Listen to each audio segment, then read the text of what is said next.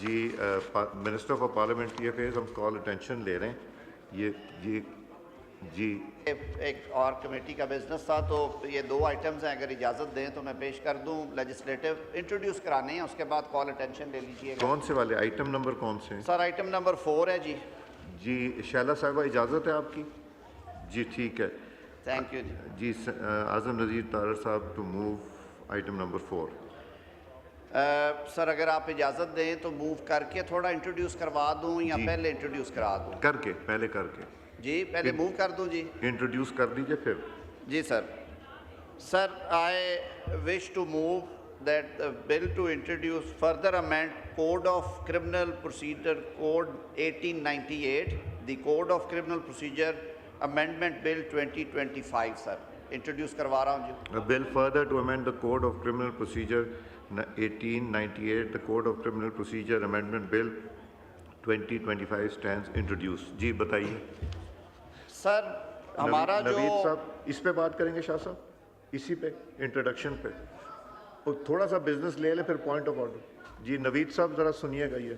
جی جناب اسپیکر، پاکستان کے عوام اس ایوان سے یہ بجا طور پہ توقع رکھتے ہیں کہ ان کو جو دشواریاں، تکلیفیں اور مشکلات درپیش ہیں نظام انصاف کے حوالے سے، ہم انہیں دور کرنے کے لیے سارے اپنے تئیں بھرپور کوشش کریں، اور حکومت کی بھی یہ ذمہ داری ہے کہ ایسی لیجسلیشن لے کے آئی جائے جو کہ نظام انصاف کو شفاف اور آسان بنائے، اور اس میں جو سختیاں، دشواریاں، ہیکپس ہیں جن کی وجہ سے لٹیگنٹ سفر کرتا ہے، چاہے وہ کرمنل لاء کی میں بات کر رہا ہوں کہ چاہے وہ مدعی فریق ہے یا ملزم فریق ہے.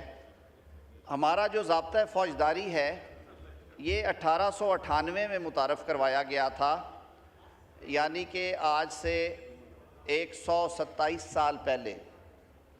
ٹائم ٹو ٹائم اس میں کچھ ریفارمز لائی گئی، تبدیلیاں لائی گئیں، لیکن ظاہر ہے یہ ایک آن گوئنگ پروسیس ہوتا ہے، اور وقت کی تبدیلی کے ساتھ ساتھ بہت سی چیزیں جو ہیں یا وہ قابل عمل نہیں رہتی، یا جنہیں ہم کہتے ہیں جی یہ آبسلیٹ ہیں کہ اب بالکل ہی اس کا فائدہ نہیں ہے.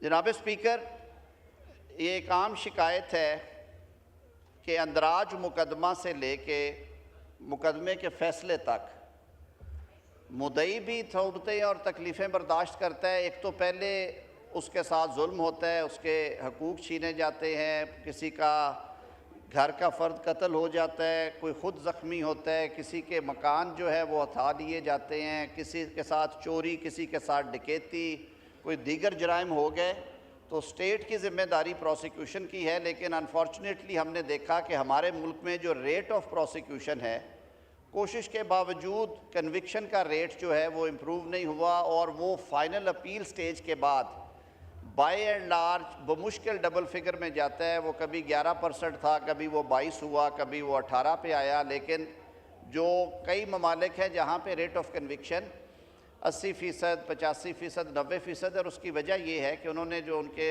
قانونی نظام میں جو سکم تھے وہ دور کیے، اور دوسرا انہوں نے پروسیکیوشن کو مضبوط کیا. پروسیکیوشن ڈپارٹمنٹ بہت مضبوط ہے modern day criminal dispensation of justice میں، اور پروسیکیوٹرز کو شروع سے یہ اختیار ہوتا ہے کہ وہ مقدمے کو صحیح خطوط پہ تیار کرنے کے لیے اپنی رائے دیں، اور ان کی رائے جو ہے اس کو اسٹیچوٹری بیکنگ ہوتی ہے.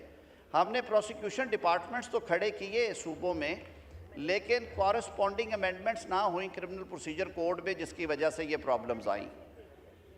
ایک ایفرٹ بڑے سالوں سے شروع کی گئی تھی. قائد میاں محمد نواز شریف صاحب نے 2015-16 میں بھی پاکستان بار کونسل کو ایک ذمہ داری سونپی. میں اس وقت خود وائس چیئرمین تھا بار کونسل کا، اس کی سربراہی کر رہا تھا.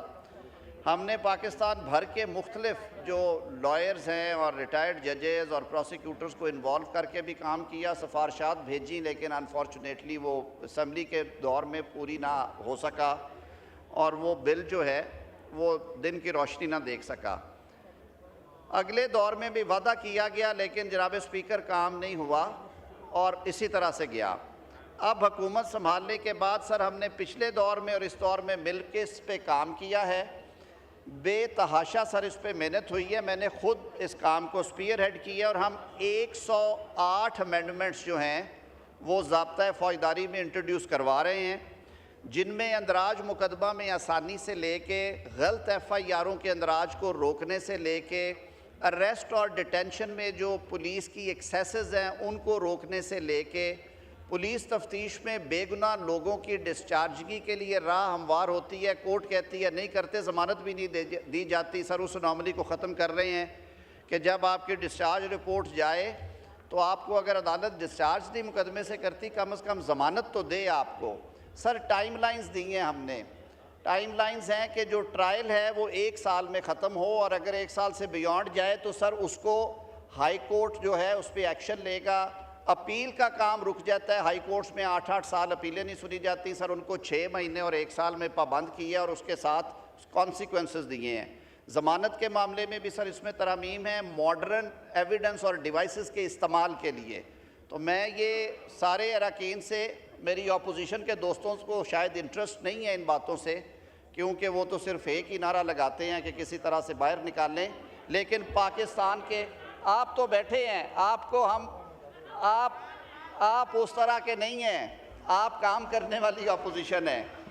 تو جناب اسپیکر میں یہ ایکسپیکٹ کروں گا کہ یہ معاملہ جب اسٹینڈنگ کمیٹی میں جائے تو آپ اپنی آراء دیں اور یہ اسمبلی یہ کریڈٹ لے کہ پاکستان کے کرمنل پروسیجر کوڈ میں جو فنڈامنٹل چینجز ہیں، جی ٹھیک ہے، امینڈمنٹس ہیں، جی بل انٹروڈیوس کیا ہے. This may be referred to standing committee for interior جو concern committee. Naveed thank you. جی آئٹم نمبر 4 ہے، یہ آپ موو کریں. آئٹم نمبر 4 ہے. جناب speaker Sir, I on behalf of Minister for Interior beg to introduce bill further to amend the Prevention of Electronic Crimes Act 2016, the Prevention of Electronic Crimes Amendment Bill 2025. A bill further to amend the Prevention of Electronic Crimes Act 2016, the Prevention of Electronic Crimes Amendment Bill 2024 stands introduced. جی item 4B move کیجئے. امین الحق صاحب. Polio والے کا ہے نا جی 4B. G I got it. I, as the Chairman of Standing Committee on Information Technology and Telecommunication, to present the report of the Standing Committee on the bill to provide for the transformation of Pakistan into a digital nation, enabling a digital society, digital economy, and a digital governance. The Digital Nation Bill 2024. The report of the Standing Committee on the bill to provide for transformation of Pakistan into a digital nation, enabling a digital society, digital economy and digital governance, the Digital National Pakistan Bill 2024 stands presented. Ji Khalid Maqbool Siddiqui Saab to move item number 5. Aap Minister for Parliamentary Affairs.